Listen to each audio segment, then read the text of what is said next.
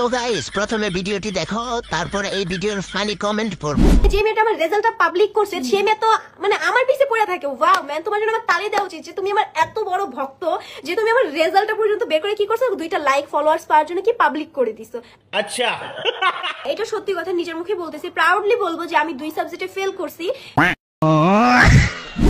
পরীক্ষায় ফেল করেছেন, কোনো সমস্যা নাই, আমি রিক্সা চালাই, আমি আপনাকে বিয়ে করতে রাজি। মিম ডিম ডান্ডা সঞ্জিতা পাইছে আন্ডা। পড়াশোনা করার দরকার নাই, মা মেয়ে খালি টিকটক করবেন। জীবনে এই প্রথম দেখলাম কেউ পরীক্ষায় ফেল করে এতটা হাসি খুশি। বুঝছি বোন, তোমার পড়াশোনা করতে হবে না, টিকটক করা চালিয়ে যাও, গোল্ডেন এ প্লাস পাবে। ঠিক বলেছো।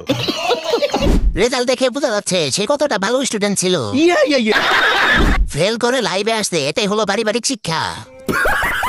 ফেল করে আবার গর্ব করতেছে, দিস ইজ দ্য মেন্টাল।